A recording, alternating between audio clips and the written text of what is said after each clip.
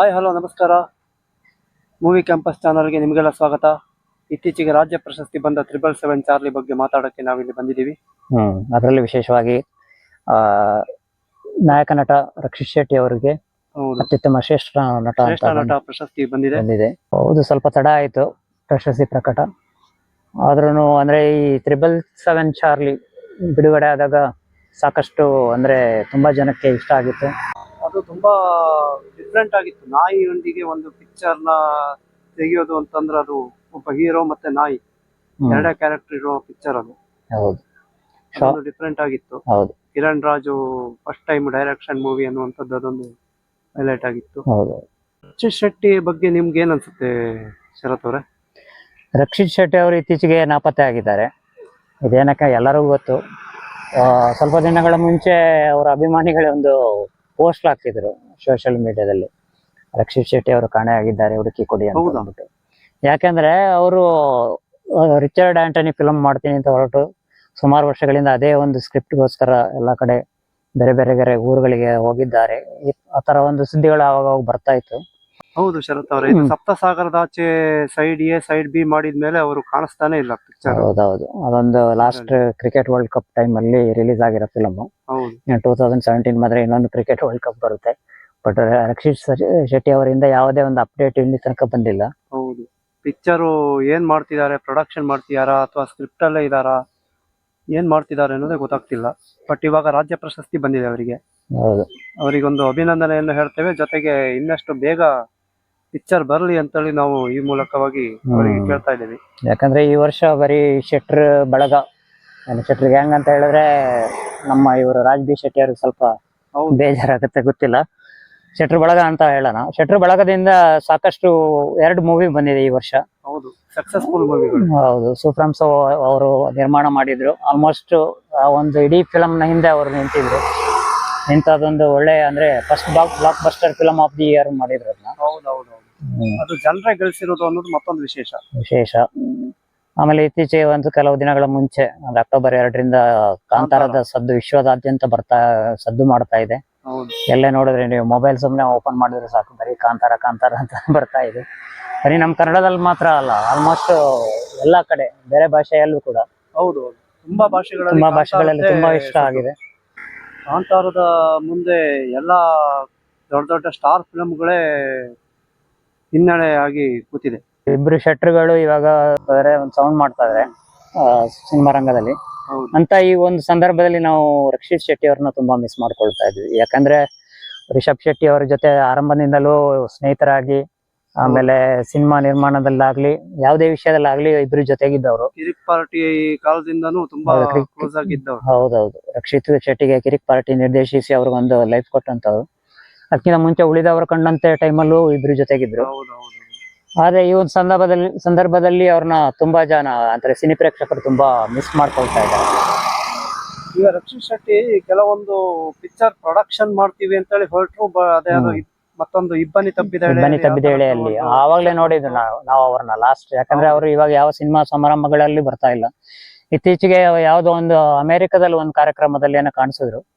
Richard Antony ಬರ್ತೆ, ಇನ್ನು script ready ಆಗ್ತಾ ಇದೆ, ಒಟ್ಟು ಬಂದಾಗ ದೊಡ್ಡ ಮಟ್ಟದಲ್ಲಿ ಬರ್ತೀನಿ ಅಂತ ಅಂದ್ಬಿಟ್ಟು ಅಂಬಾಳೆ ಅವರು ಕೈ ಜೋಡಿಸಿದಾರ ಅದಕ್ಕೆ. ಹೌದು, ಅಂಬಾಳೆ ಅವರು ಆಲ್ಮೋಸ್ಟ್ ಅಂಬಾಳೆ ಅವರೇ ಮಾಡ್ತಾ ಇರೋದು ಆ ಫಿಲಮ್.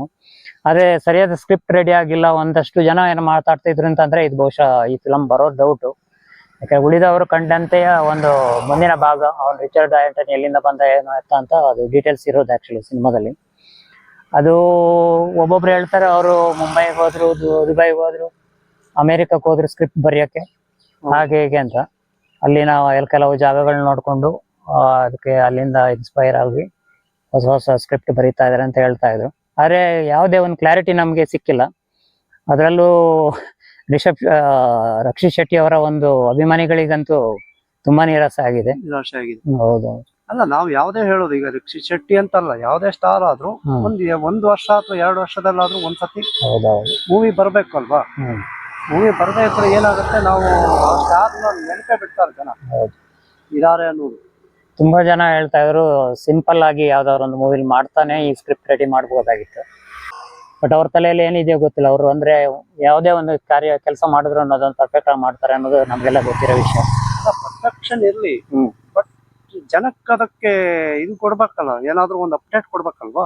ಹೌದೌದು. ಆ ಅಪ್ಡೇಟೇ ಬರ್ತಿಲ್ಲ, ಏನ್ ಮಾಡಿದ್ದಾರೆ ಅನ್ನೋದು ಗೊತ್ತಾಗ್ತಿಲ್ಲ. ಈಗ ಮೊನ್ನೆ ಕಾಂತಾರ ರಿಲೀಸ್ ಆಯ್ತು, ಕಾಂತಾರ ರಿಲೀಸ್ ಆಗಿ 2 ದಿವಸ ಆದ್ಮೇಲೆ ರಕ್ಷಿತ್ ಶೆಟ್ಟಿ ಅವರ ಟ್ವಿಟ್ ಹೌದೌದು, ಎಕ್ಸ್ ಇಂದ post ಮಾಡಿ ಒಂದು ಪೋಸ್ಟ್ ಹಾಕಿದ್ರು. post ಹಾಕಿದ್ದಾರೆ. ಇದು ಶುಭಾಶಯ ಕೋರಿ ಎಲ್ಲ ಚೆನ್ನಾಗಿದೆ ಅಂತ ಹೇಳ್ಬಿಟ್ಟು ಅಭಿನಂದಿಸಿದ್ದಾರೆ. ಅಲ್ಲಿವರೆಗೆ ರಕ್ಷಿತ್ ಶೆಟ್ಟಿ ಅವರದ್ದು ಇದೇ ಇದ್ದಿರ್ಲಿಲ್ಲ, ಸುದ್ದಿನೂ ಇರ್ಲಿಲ್ಲ. ಹೌದು. ಕಾಂತಾರದ ಬಗ್ಗೆ ಯಾವ ಅಪ್ಡೇಟ್ಸ್ ಬಂದಾಗ್ಲೂ ಹೌದು. ರಕ್ಷಿತ್ ಶೆಟ್ಟಿಯಿಂದ ಯಾವ ರಿಯಾಕ್ಷನ್ ಇರ್ಲಿಲ್ಲ. ಯಾಕಂದ್ರೆ ಕಾಂತಾರಾಗ 3 ವರ್ಷ ತಗೊಂಡು ರಿಷಬ್ ಶೆಟ್ಟಿ ಫಿಲಮೇ ಮುಗಿಸ್ಬಿಟ್ರು. ಇವರು ಸ್ಕ್ರಿಪ್ಟ್ ಇನ್ನೂ ರೆಡಿ ಮಾಡಿಲ್ಲ ಅಂತಂದ್ರೆ ಏನು ವಿಷಯ ಏನೈತ ಅಂತ ಗೊತ್ತಿಲ್ಲ. ಈಗ ಎನಿವೇ ಅವರಿಗೆ ರಾಜ್ಯ ಪ್ರಶಸ್ತಿ ಸಿಕ್ಕಿರೋದು ತುಂಬಾ ಖುಷಿಯ ಸಂಗತಿ. ಈ ಒಂದು ಹಿನ್ನೆಲೆಯಲ್ಲಾದ್ರೂ ಇನ್ನು ಮುಂದಿನ ದಿವಸದಲ್ಲಿ ಅವರು ಇನ್ನೂ ಹೆಚ್ಚು ಕ್ರಿಯೇಟಿವ್ ಆಗಿ ಆಕ್ಟಿವ್ ಆಗಿ ಮೂವಿ ಮಾಡಬೇಕಾಗಿದೆ. ಕನ್ನಡ ಸಿನಿಮಾ ಪ್ರೇಕ್ಷಕರಿಗೆ ಅವರಿಂದ ಹೆಚ್ಚೆಚ್ಚು ಸಿನಿಮಾಗಳು ಬರಬೇಕಾಗಿದೆ ಅಂತ ನಾನು ಹೇಳ್ಬಹುದಾಗಿದೆ. ಇದೇ ಸಿನಿಮಾಕ್ಕೆ ಮುಂಚೆ ರಾಷ್ಟ್ರ ಪ್ರಶಸ್ತಿ ಬೇರೆ ಬಂದಿತ್ತು, ತುಂಬಾ ಕನ್ನಡ ಪ್ರಾದೇಶಿಕ ಚಿತ್ರ ಅಂತ ಅವಾಗ ಚೇಂಬರ್ ಅವರೆಲ್ಲ ಬಂದು ಅವ್ರಿಗೆ ಸನ್ಮಾನ ಮಾಡಿದ್ರು. ಬಹುಶಃ ಅವಾಗ್ಲೇ ನಾವು ಕಾಣಿಸ್ಕೊಂಡಿದ್ದು. ಅದ್ ಬಿಟ್ರೆ ಆಮೇಲೆ ಇಬ್ಬನಿ ತೆಗೆದ ಎಳೆಯಲ್ಲಿ ಒಂದಷ್ಟು ಪ್ರೆಸ್ ಮೀಟ್ಗಳಿಗೆಲ್ಲ ಕಾಣಿಸ್ಕೊಂಡಿದ್ರು.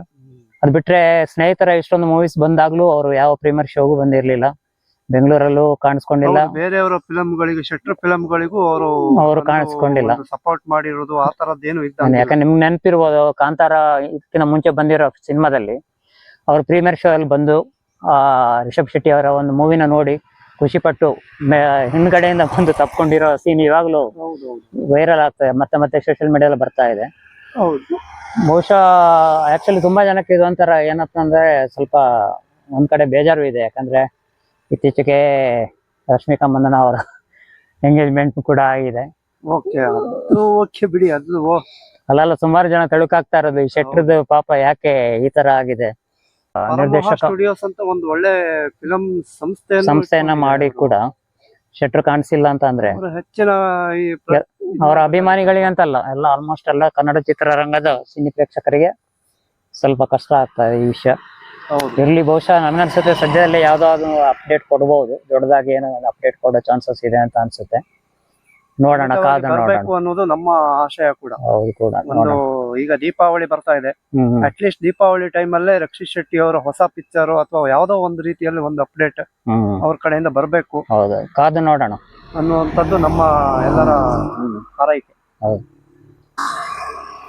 ಯಾರ್ಯಾರು ಈ ಚಾನೆಲ್ ನ ನೋಡ್ತಾ ಇದ್ದೀರಿ ಎಲ್ಲರೂ ಸಬ್ಸ್ಕ್ರೈಬ್ ಮಾಡಿ, ಈ ವಿಡಿಯೋನ ಲೈಕ್ ಮಾಡಿ ಹಾಗೂ ಹೆಚ್ಚೆಚ್ಚು ಜನರಿಗೆ ಶೇರ್ ಮಾಡಿ.